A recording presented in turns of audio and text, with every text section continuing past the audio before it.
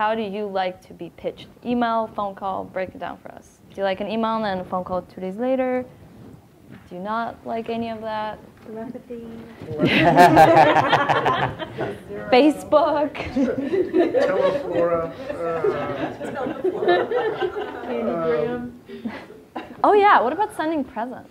I got that one covered. They do not do To that. speak to Judy Miller, we don't accept her presents. I like email. Email is a dandy invention.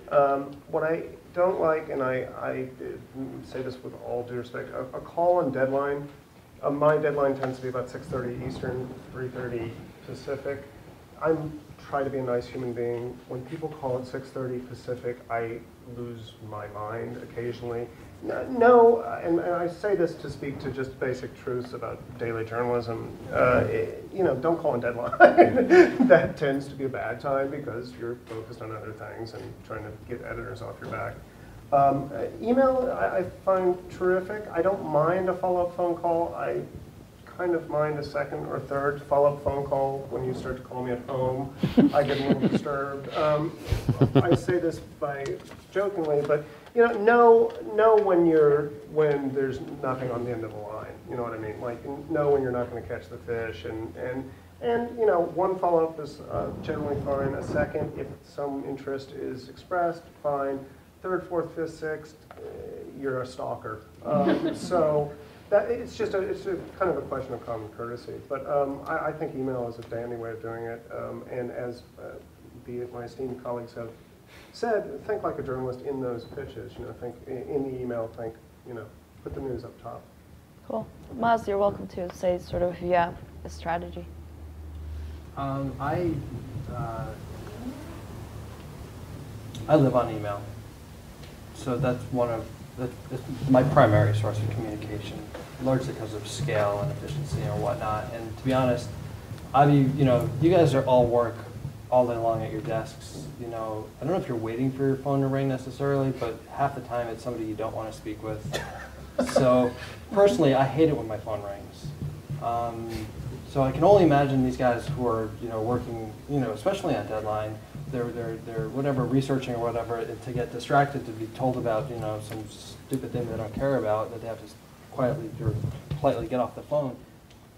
I try not to call journalists, and bug them, because I don't think that works really well. So when you do need to follow up, you just send another email saying, "Hey, I'm following up." More or less. Yeah. Unless I have a gun in my head sometimes. Okay. Email is, just over and over and over again. I hear it from all journalists. I'm that way too. I like email. It's easier to manage and organize. It's not necessarily a bad idea to follow that up with a surface mailing in some cases. I don't mind. If I've got a good source, though, and it's a credible source, I'm happy to hear from that person. Yeah. I'm happy to take a phone call. I'm happy to get the email. I'm happy to go have a cup of coffee with the person. One of the things I would encourage you to do, if you don't quite have that kind of relationship with the person yet, is instead of ringing their phone, go to the main line and say, please put me, I don't want to disturb him or her. Can you please put me straight into voicemail? I just need to leave a message. You leave a message succinct, to the point, referencing that. Don't make it, I was wondering if you got my press release. Well, we got your press release. Emails are pretty dependable. And even the US Post Office is pretty dependable. That's not the approach, is I was wondering if you got my press release.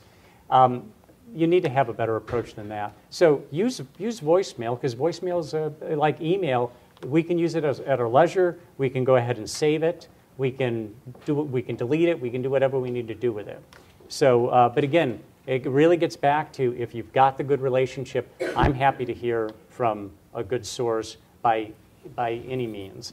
One other thing is, coffee meetings are great, okay? And I'll tell you why. Because when you get together for somebody with a cup of coffee, I know that I can control time. if the interview, if they want to talk to me about what's the story for you guys, and I pitch this and this to make it, and they want to kind of drill down with me, because the more coaching I can do with a PR person, the more valuable they can be with me. And if they're alert enough, they've got the kind of alacrity that's going to say, I want to sit down with you and have a cup of coffee because I really want to understand and work with you on this thing, I'm happy to do that.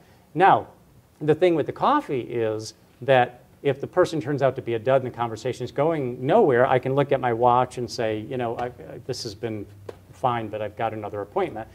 If it's great, we can go through 2, 3, 4 cups of coffee and talk for 2 hours. I almost never, and now that I'm in the business side, I hate doing lunches, because if it turns out to be a dud of a lunch, you're stuck with the person for an hour and a half trying to make conversation and get through your food, and then and every time the waiter is slow with the check when you want to get the hell out of there. So there you go. Yes, email, no phone calls, please. Well, not ever, but in terms of an initial introduction, I won't answer the phone. I mean, I do have one of those things where there's a readout of the number, and if I don't recognize it, I'm not picking it up.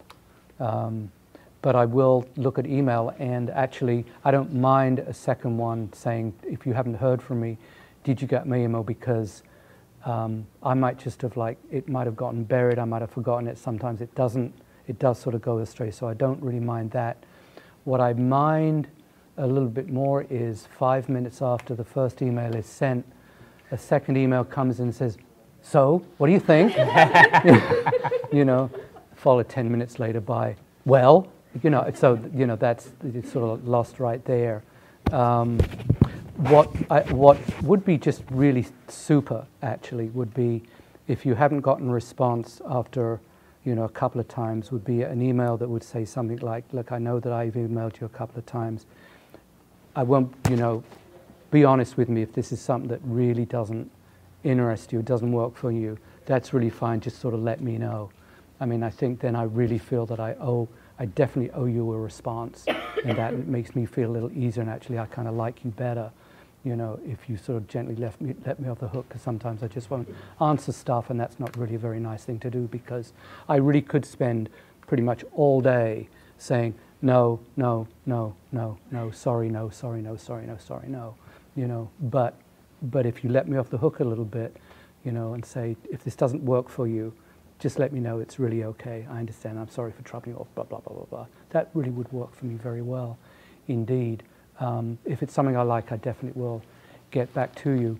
Just on the subject of meetings and coffees, for me personally, meetings are best for me the earlier in the morning the better. I don't mean like 5 in the morning, but not, you know, but you know, depending on where you are, but sort of 7:30, 8 o'clock is good, because, you know, by the time 10 or 11 o'clock rolls around, I'm usually sort of like moving forward and thinking about what it is I'm going to be doing for the next day. I will do lunches, but I start to get sometimes a little bit nervous unless I've already got it in the can, you know, in which case, hey, let's party, you know. But that tends to be somewhat rare, you know. But I do like meetings in the morning, because, you know, in fact, that can be good, because actually I can get an item.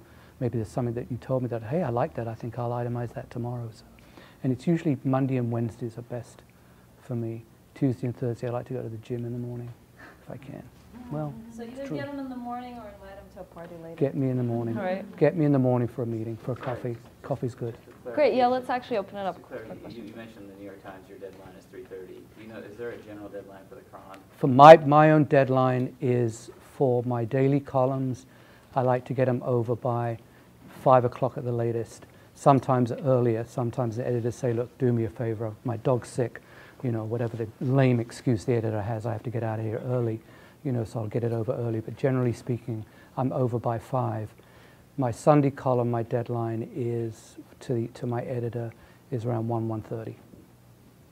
San Francisco Examiner's deadline is 5:30ish, 6. 6 it's already, and by deadline, you know, I mean, you're not going to get anything in unless it's somebody died.